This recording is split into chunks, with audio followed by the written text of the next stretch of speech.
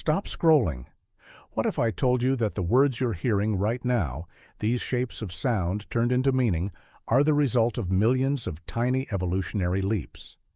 Every syllable is a fossil, every vowel a bridge built across time. Join me as we drift backward through that vast chain of memory, from the tangled tongues of the present to the first trembling utterance ever shaped by human breath.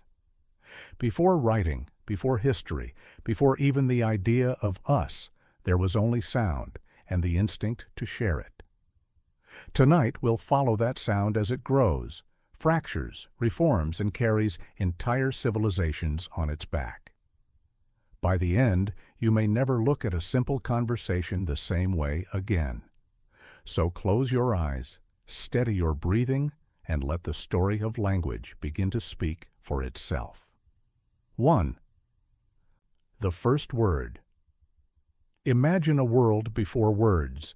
No names, no stories, only the hiss of wind through grass, the crackle of fire, the rhythm of footsteps in wet earth.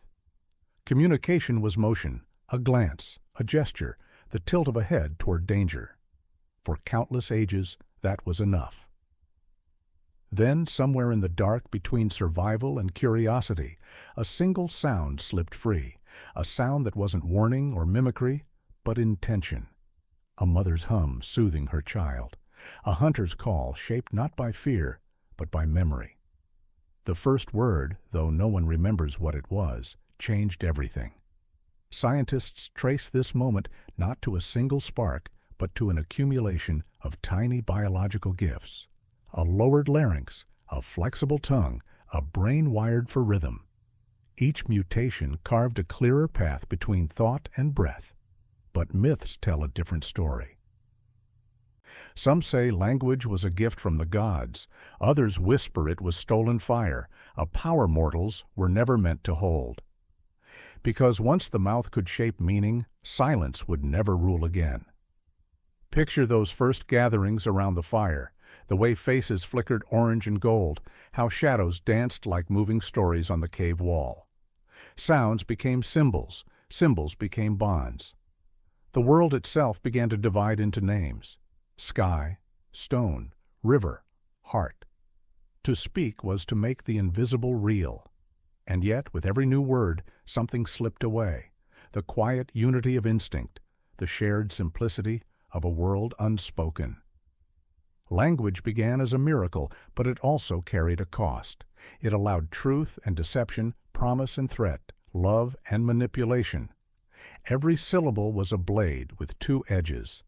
From the first word onward, humanity would live between them, caught between the purity of silence and the endless music of meaning. 2. The tongues of the ancients. When humanity learned to speak, it did not speak one language. It spoke in many voices, some bright and lilting, others heavy and low. Across river valleys and mountain passes, words grew like vines, twisting around the needs of those who uttered them. The sound of rain became one tribe's prayer, the roar of thunder another's god. Language began to mirror landscape, harsh consonants in rocky hills, soft vowels in gentle plains. Every environment carved its own dialect, and each dialect became a reflection of how a people saw the world. But beneath all these early tongues, there may have been a common root, a single family of sound that scattered as humans migrated outward. Linguists call it Proto-Indo-European, a ghost language spoken around 6,000 years ago somewhere on the Eurasian steppe.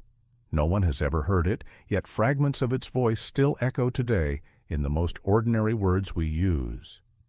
The English mother, the Latin mater, the Sanskrit mater, the Old Norse moder, all branches from the same ancient syllable whispered around campfires before the dawn of history. Each time we speak those sounds, we resurrect that vanished world. But long before scholars drew maps of linguistic families, ancient civilizations imagined something more divine. In Sumer, the cradle of writing and myth, language was believed to be a gift from the gods themselves.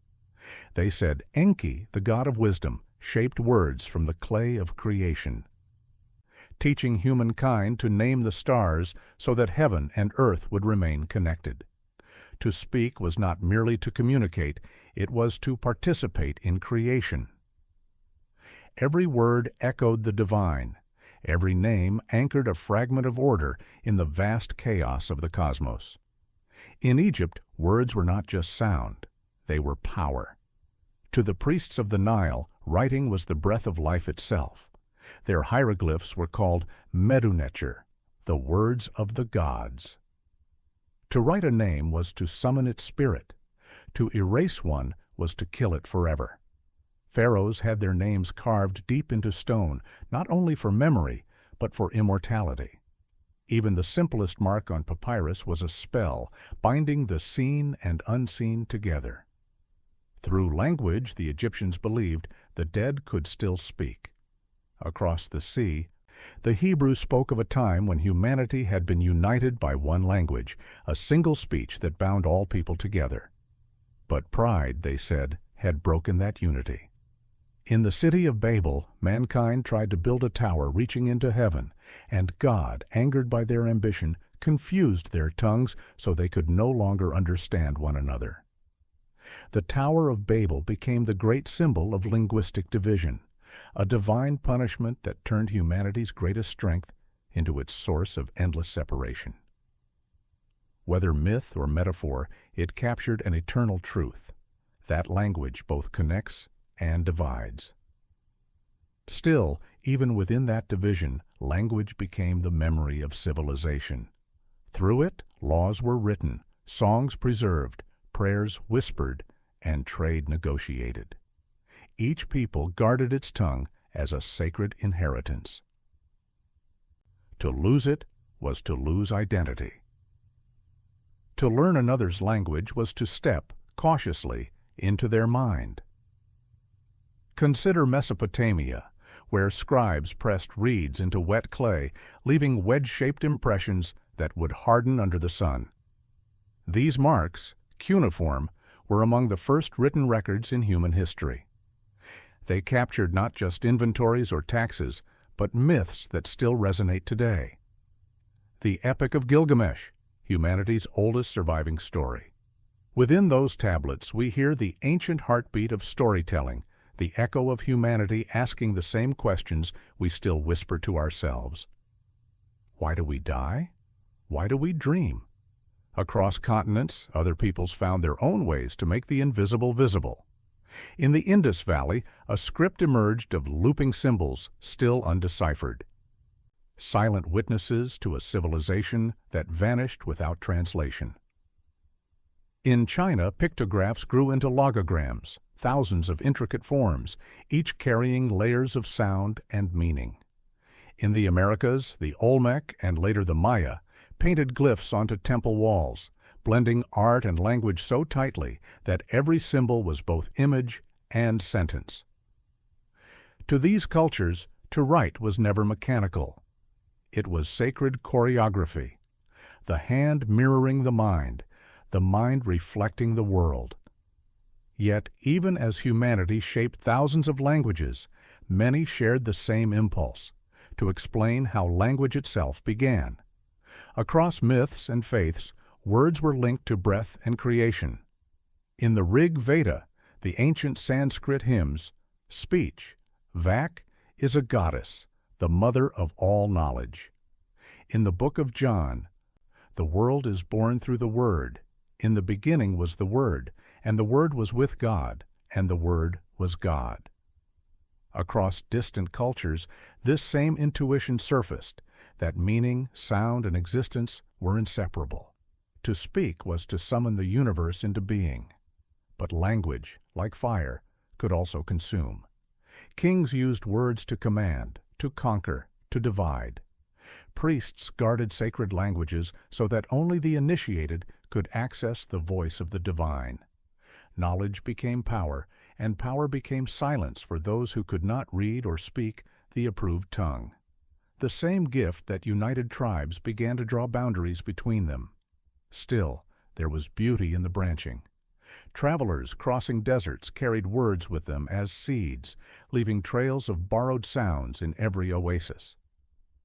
Traders in Phoenician ports simplified their script for ease of commerce, and from that practical alphabet came Greek, Latin, and eventually the letters you're seeing now. The shapes on your screen are the descendants of marks carved by merchants on Mediterranean stone 3,000 years ago. Every curve, every line, every serif is a fossil of exchange. Imagine the world at that time, Sumerian scribes at dawn, their styluses pressing into clay. Egyptian priests chanting incantations before temple walls glowing with gold. Chinese scholars grinding ink in the stillness of the morning.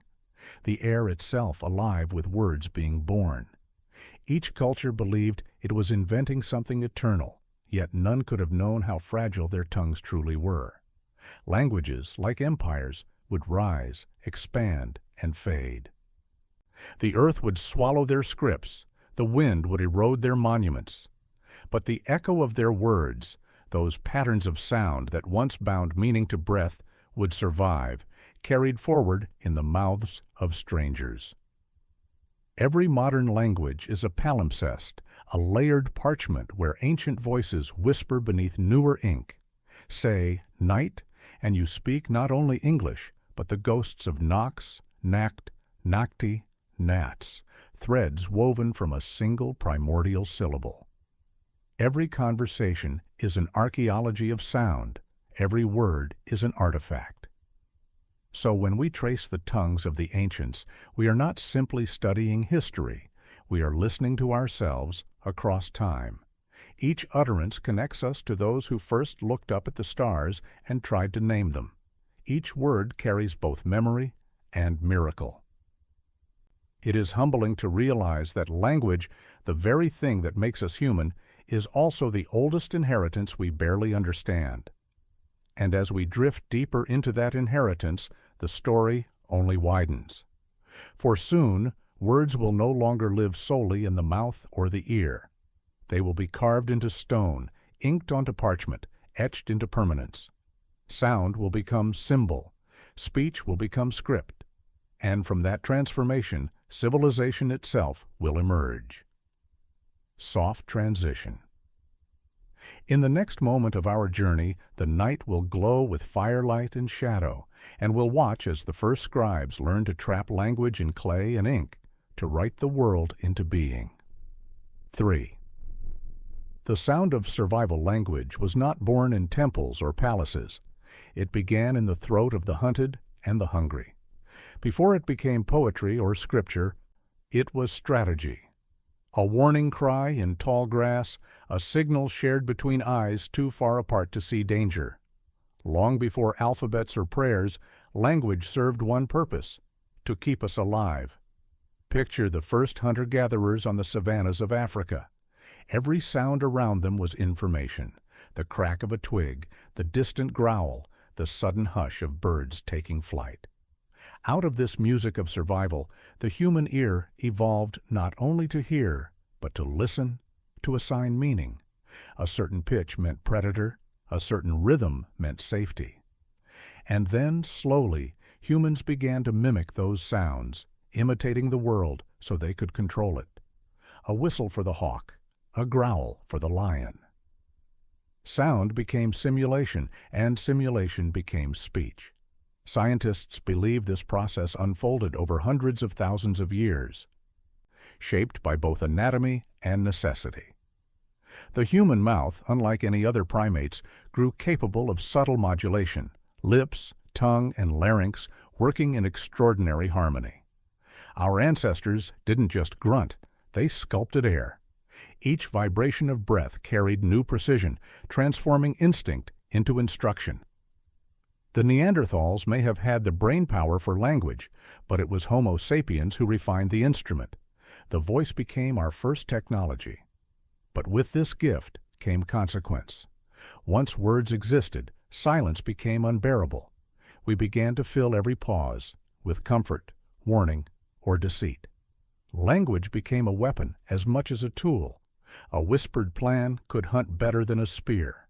A shouted command could unite 100 hearts in a single act of courage or cruelty. The tongue, once used to taste the world, now began to shape it. Archaeologists find evidence of early symbolic communication long before writing: carvings on bones, patterns of ochre on cave walls, the rhythmic repetition of drumbeats echoing across valleys. Each was a precursor to language, proof that sound had evolved into meaning long before ink touched stone. Humans began to use rhythm and tone the way other creatures used claws and teeth, to claim space, to form bonds, to express belonging. Songs to attract, chants to remember, cries to warn. In every tribe, the voice was both map and mirror, guiding them through wilderness, reflecting who they were. But language did more than ensure survival. It created something unseen before: memory outside the mind. With words, humans could pass knowledge beyond the limits of one life.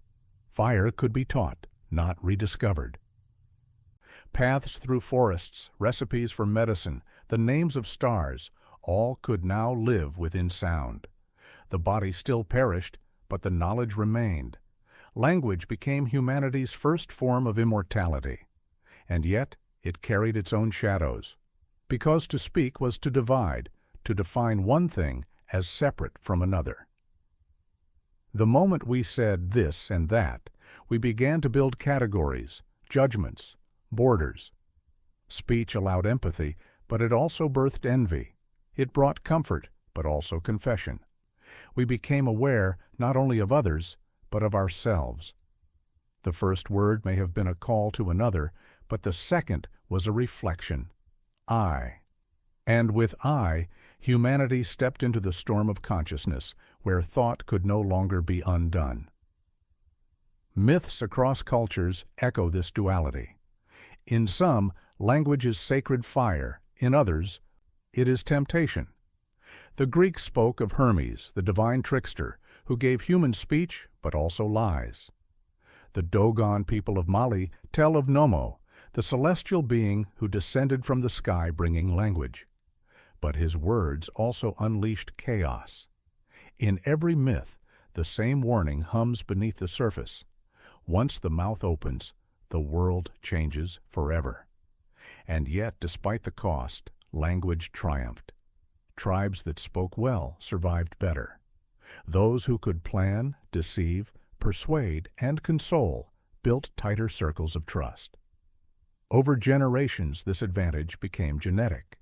Brains that processed syntax and rhythm grew stronger. Those that didn't faded into silence. Evolution favored communication, and with it, complexity. We became creatures not only of instinct, but of intention. The mind that once feared the dark now filled it with stories. Imagine one of those ancient nights. A fire flickers. Smoke curls into a violet sky. Around it, humans gather, tired from the hunt. Someone begins to speak, not of danger or hunger, but of memory. A story about the hunt, or the stars, or the ancestors who watch from the hills. The group leans closer. They listen not because they must, but because they want to.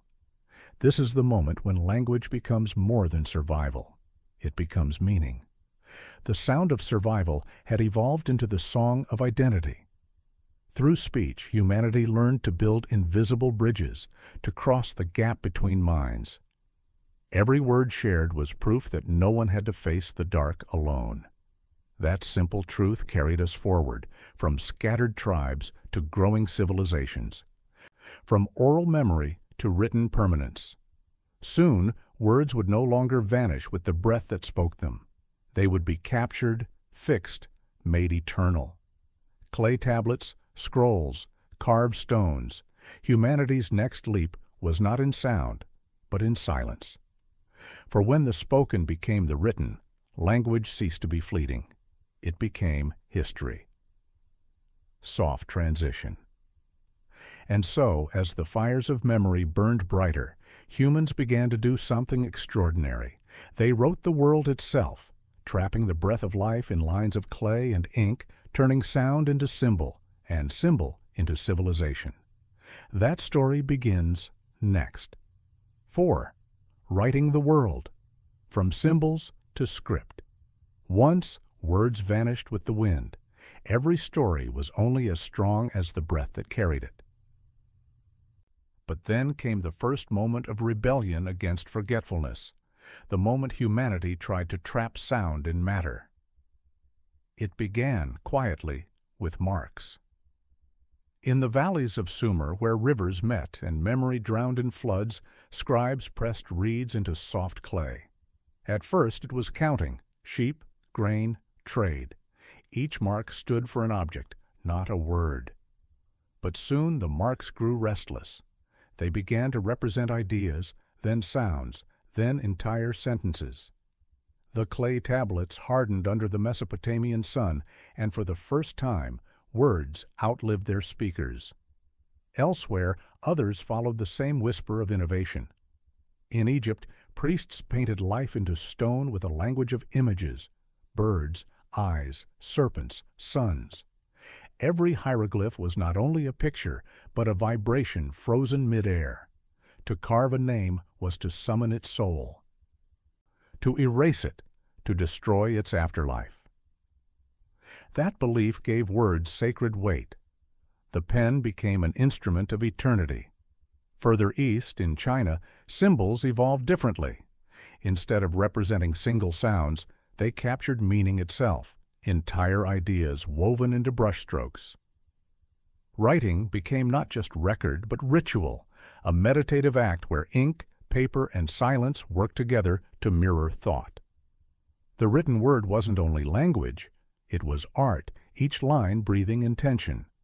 And across oceans, the Maya and Olmec carved stories into temple stone, their glyphs merging time, space, and divinity. They believed writing didn't just preserve history, it shaped reality. To name was to give birth. To write was to control the pulse of the cosmos. Everywhere, the same truth emerged. Writing changed the scale of humanity. It allowed governments to form, religions to codify, knowledge to compound. The storyteller no longer needed to live among the listeners. He could speak across centuries. But writing also divided. Once knowledge could be stored, it could be guarded. Scribes became priests of permanence. Those who could read held the keys to power. Those who could not lived in dependence on their words. Language, once a shared breath, became a gate. Still, there was no turning back. The world had been written, and once written, it could be rewritten. From these first marks would grow alphabets, empires, and the very systems we use tonight to remember who we are. Soft transition. Because the moment sound found form, civilization found direction. And soon those words would march, conquering continents, shaping laws, spreading faith, carrying with them the unstoppable weight of human thought. 5. When language conquered the world, the first great empires were not built solely on stone or sword. They were built on words, organized, commanded, and remembered through language. When writing became stable, civilization began to march. In Mesopotamia, the clay tablets of Sumer evolved into the administrative engine of empire. Kings ruled through written law. Merchants traded through written contracts. Words replaced muscle as the true architecture of power. A ruler no longer had to stand before his people to speak. His decrees, pressed into clay, could travel miles beyond his voice. Language, once the sound of survival, became the sound of command. The Egyptians followed, their hieroglyphs climbing the walls of temples and tombs, binding religion to language so tightly that to doubt a word was to doubt the gods themselves. Across the Nile, words weren't just a record of divine order. They were divine order. Every written syllable was a piece of cosmic architecture holding chaos at bay. Then came the Greeks, and with them the alphabet transformed thought itself. For the first time, a language could capture not only what was seen, but what was imagined. Philosophy, democracy, drama, all became possible because the alphabet allowed complexity to be shaped, stored, and shared. To the Greeks, words were not only communication, but contemplation. They used them to question the world, and in doing so, reshaped it. From the Greeks flowed Latin, the steel-edged language of Rome. Latin did not spread by whisper or prayer. It marched behind legions. Every conquered province learned its syntax along with its surrender. Language became empire's shadow. Wherever Rome went, Latin followed. It filled marketplaces, courts, churches, until even the conquered spoke in the conqueror's tongue. And when Rome fell, its words endured. They fractured into new languages: Italian, French, Spanish, Portuguese, Romanian, the so-called Romance tongues, all descendants of the imperial voice. Through them, Rome never truly died. Far to the east, the Sanskrit of India carved its own empire, not through armies, but through spirit. It was the language of prayer, philosophy, and ritual, the breath of gods carried by human tongues. Its precision was mathematical, its rhythm hypnotic. Sanskrit's influence rippled outward through centuries, birthing languages like Hindi and Bengali, and shaping thought across Asia. If Latin conquered by law, Sanskrit conquered by consciousness. Then came Arabic, rising from desert winds to unify tribes under a single sacred word: Iqra, read. From that command began a civilization of learning, translation, and science. Arabic preserved Greek philosophy when Europe forgot it, carried algebra and astronomy across continents, and gave birth to countless dialects of art and faith. Its calligraphy turned language into visual devotion, a beauty that still breathes on mosque walls and manuscripts today. Each of these tongues was more than a tool. It was an empire in itself, conquering hearts, beliefs, and time. But even as they spread, they absorbed. No empire's language remained pure. Greek borrowed from Phoenician, Latin from Etruscan, Arabic from Aramaic. Every conqueror's voice was, secretly, a chorus. And while the strong imposed their words, the weak reshaped them. Peasants mixed dialects in markets, slaves carried fragments of their mother tongues across oceans. Trade routes turned languages into living hybrids: lingua franca, Swahili, Creole. From collision came creation. Every blended tongue was an act of rebellion, proof that even domination could not silence adaptation. But for every language that spread, another began to die. Conquest had a cost. Whole lexicons vanished as villages burned. Songs lost their singers. Scripts turned unreadable under dust. Empires left behind not only ruins, but silences, the echoes of words that would never again be spoken. Still, the legacy endured. The world began to understand itself as a map of voices, each border defined as much by language as by land. The way we think, worship, and dream still carries those old empires inside us. We speak their bones every day: Latin in our laws, Greek in our science, Sanskrit in our philosophy, Arabic in our mathematics and prayer. Their echoes are the unseen architecture of thought. Yet empires, no matter how vast, always fracture. Languages, like stones, weather with time. Accents bend. Grammar softens. The once universal tongues of power splinter into dialects, drifting apart like islands in a widening sea. Soft transition. Soon we will watch that breaking happen, when unity dissolves into multiplicity and every region begins to speak in its own rhythm. The tower will rise again, only to fall once more, scattering words across the world like sparks into the dark. 6. The fragmentation of tongues. Empires fall, their monuments crumble, their banners fade, and their words, once carved in stone, begin to scatter like dust in the wind. Every conquest carries its own seed of division, and as the great empires of language fractured, humanity once again found itself speaking in 1,000 voices. When Rome collapsed, Latin no longer marched. It lingered instead, in monasteries, in villages, on the tongues of merchants and farmers. But it began to change. The Latin of the soldier was not the Latin of the scholar. The speech of the shepherd diverged from that of the priest. Generations later, these small differences became new languages entirely: Italian in the south, French in the west, Spanish beyond the sea. What had once been one tongue now shimmered into many, like light refracting through water. The same unraveling occurred across the world. As trade routes shifted and isolation deepened, dialects grew into walls. Rivers, mountains, and deserts became silent architects of linguistic separation. Each valley shaped its own rhythm, each village carved its own accent. Language, which had united vast civilizations, now became the mark of belonging and of exclusion. To speak differently was to be different. Yet within that fragmentation bloomed new beauty.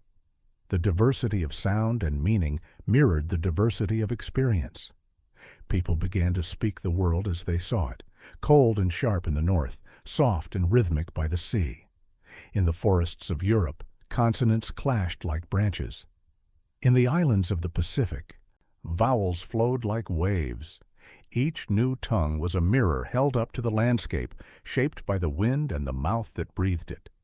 The myth of the Tower of Babel rose again, not as punishment this time, but as prophecy fulfilled. The story told of a time when humanity, united by one language, tried to climb toward heaven. In their pride, they sought to build higher than gods. And so their speech was broken, scattered across the earth. But perhaps the scattering was not wrath. Perhaps it was evolution. Maybe the divine lesson was that understanding does not come from sameness, but from the endless effort to bridge difference. Still, every generation felt the ache of disconnection. A traveler stepping into a new land found not only strange faces, but strange sounds. Meaning had to be negotiated, gesture by gesture, tone by tone. Misunderstanding became a constant companion. And yet from those misunderstandings grew trade, diplomacy, translation, the beginnings of a global web of communication that would one day stretch across continents. Languages that drifted apart also carried the seeds of reunion. In the medieval world, scholars began comparing words across borders, noticing patterns that whispered of a shared ancestry. Mother, mater, madre, mutter. Different voices, same heartbeat. The realization that languages were related gave birth to the study of linguistics itself, humanity's attempt to trace the tangled branches back to their root. But the process of fragmentation was not only linguistic, it was emotional, spiritual, political. Nations began to form identities around their languages. To speak French became to be French. To speak Persian, to be Persian. Language became not just a tool of expression, but a flag of belonging. And like all flags, it could be waved in pride or in defiance. The 14th and 15th centuries saw poets and writers reclaim their native tongues, turning away from the universal Latin of scholars. Dante wrote the Divine Comedy in Italian. Chaucer told his Canterbury Tales in English. Their choices were revolutionary. They declared that everyday speech, the language of streets, homes, and hearts, was worthy of immortality. With each pen stroke, they raised the voices of the common people, transforming once fractured dialects into national treasures. Still, the world remained a mosaic, 1,000 scripts, 1,000 sounds, 1,000 meanings for the same simple truths. Love? Fear? Death? Home? Every culture gave these words its own shape, its own rhythm. And though they differed, their essence was shared, proof that even in division, humanity speaks one secret tongue, the desire to be understood. Soft transition. In time, this mosaic would shimmer once more with light. Printing presses would hum, ideas would move faster than armies. The scattered voices of the world would begin, slowly, to find each other again, through ink, poetry, and the rebirth of learning. A new dawn was coming, not of conquest, but of connection. 7. The Renaissance of speech. For centuries, language lived in the mouths of the few. Scholars guarded it, priests sanctified it, kings used it to command. But by the 15th century, something extraordinary stirred, the rebirth of words themselves. The Renaissance was not merely an age of discovery in art or science, it was a resurrection of the human voice. At its heart stood a machine, simple, wooden, mechanical, yet destined to change everything. The printing press. Before it, knowledge traveled at the speed of a candle flame, passed by word or by hand, fragile as parchment. After it, words multiplied like stars. For the first time in history, humanity could copy itself. One voice could speak to thousands.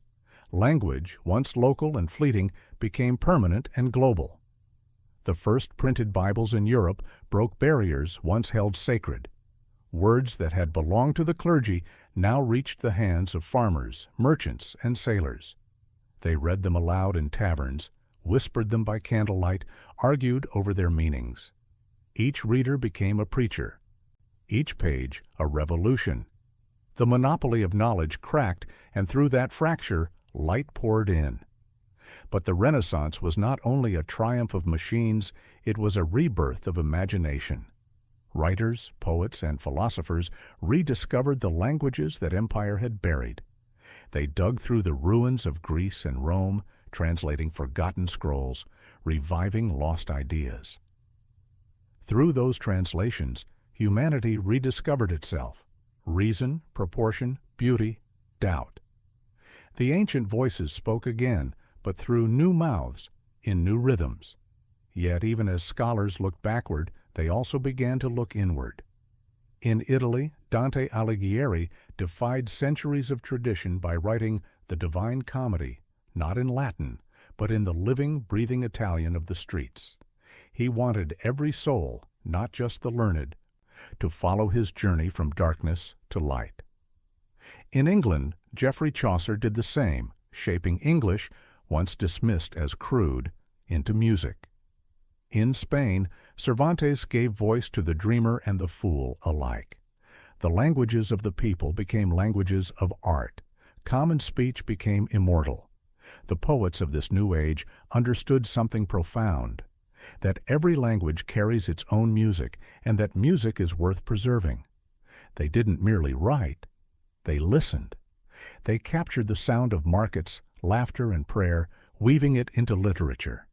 Language no longer served only to inform, it now existed to move. It became color, melody, pulse, the mirror of emotion. And with emotion came identity. Nations began to define themselves not just by land or flag, but by voice. To speak one's mother tongue became an act of pride, sometimes even defiance. Kings commissioned grammars, printers standardized spelling. Teachers shaped alphabets into tools of unity. The age of national languages had begun. But every standard, like every empire before it, carried shadows. As one form of speech rose, others dimmed. Dialect gave way to uniformity. The wild beauty of local tongues, mountain songs, fisher chants, lullabies whispered in valleys began to fade from memory.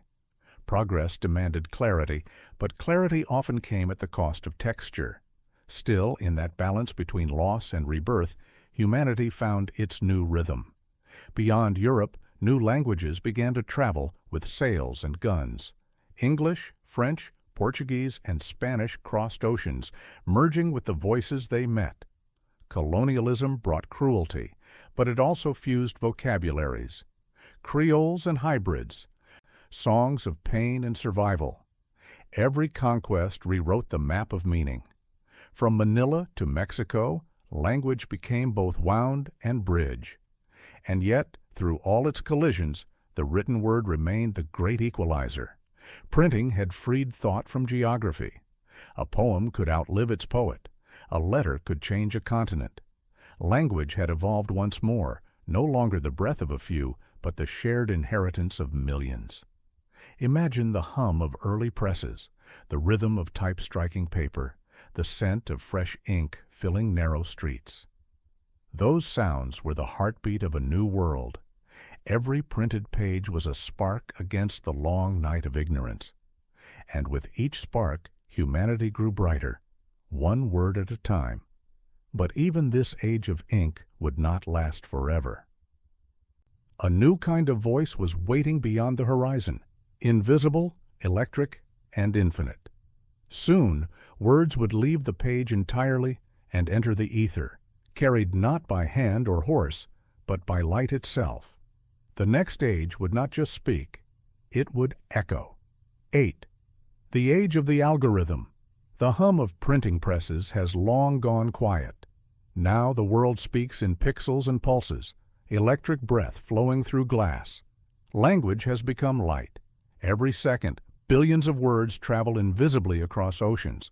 They blink through satellites, shimmer through cables, ripple through code. For the first time since Babel, humanity has found a way to speak to itself all at once, and yet, somehow, it has never felt more divided. This is the digital Babel, the newest tower we've built, reaching not into heaven, but into the cloud. In this vast network, language mutates faster than ever. New dialects rise overnight, memes, slang, acronyms, emojis. The old rules vanish. Punctuation softens, grammar bends, meaning stretches. A sentence can now travel the globe in an instant, carrying joy or fury, truth or deception, all disguised in the same font. We no longer wait for translation. Algorithms do it for us. Machines have learned to speak. Artificial intelligence studies our patterns, mimics our tone, and finishes our thoughts. The algorithm has become the new linguist, cataloging every sigh, every search, every heartbeat of human speech. It remembers everything we say, even what we delete. Our words are now both fleeting and eternal, vanishing from screens, but never truly gone.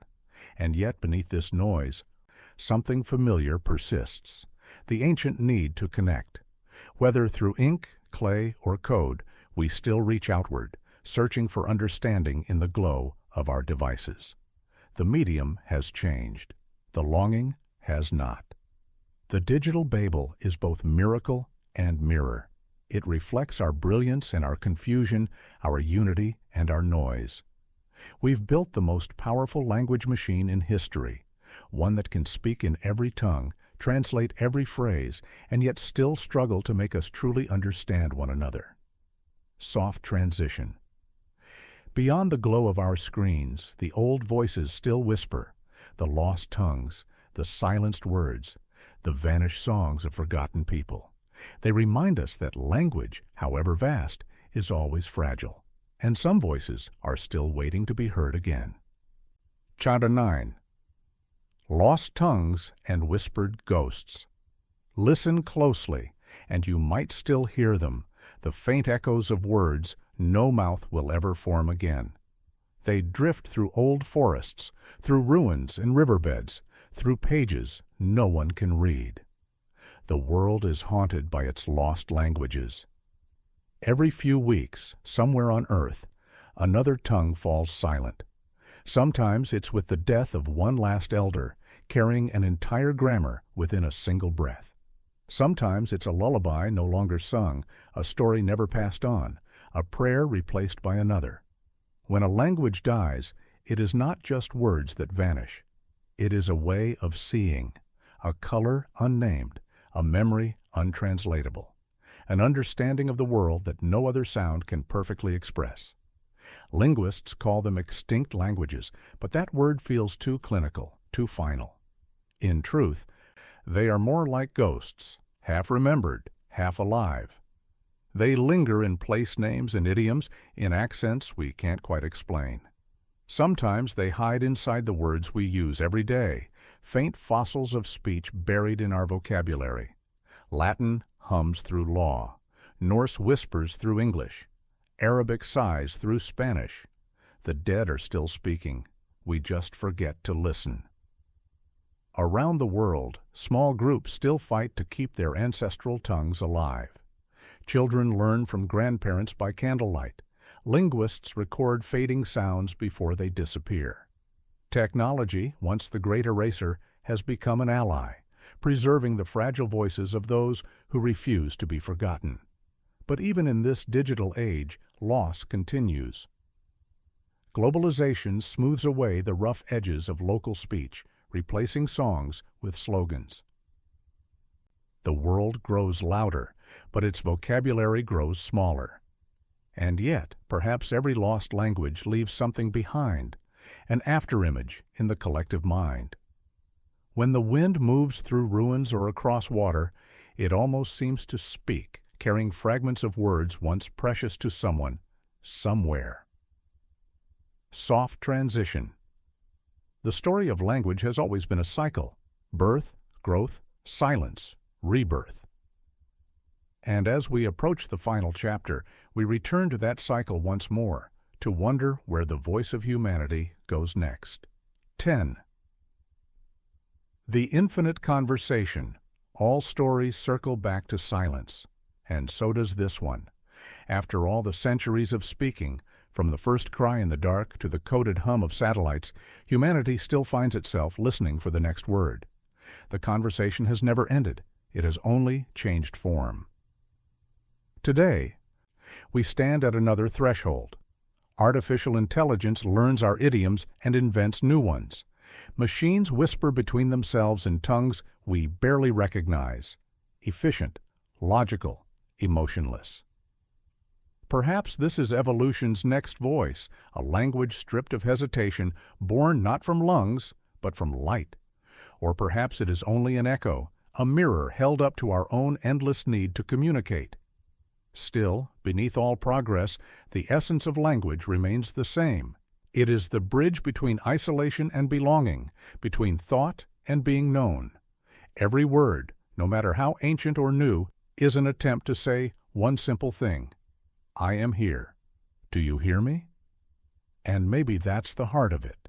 For all our complexity, our languages, our algorithms, our poetry, what we truly seek is recognition, to be understood, even for a heartbeat. That desire has guided us from the caves to the clouds, from the fireside chant to the fiber optic whisper. It is what binds us across millennia. Some imagine a future where humanity returns to one universal tongue, a shared voice that dissolves all distance. Others believe the opposite, that the beauty of our species lies in our multiplicity, in the billions of ways we have found to say the same small truths. Maybe both are right, because every translation, every adaptation, every misunderstanding is proof that language is alive. It doesn't seek perfection, only persistence. Close your eyes for a moment and imagine that first word again. You don't know what it was. No one does. But perhaps somewhere in the echo between your heartbeat and your breath, you can almost hear it, a vibration older than memory, older than thought. The sound that began it all. It might have been a cry, it might have been laughter, or maybe it was silence learning how to speak. Whatever it was, it carried forward, through time, through us, through everything we've built from meaning and sound, and it will keep traveling long after we are gone, carried by whoever, or whatever, comes next. Because language is not only something we make, it is something that makes us. It is the thread that keeps the universe awake, the murmur between stars, the endless conversation that began before history and will outlast it. So rest now. Let the words fade. The story of language continues, quietly, endlessly, beautifully, without end.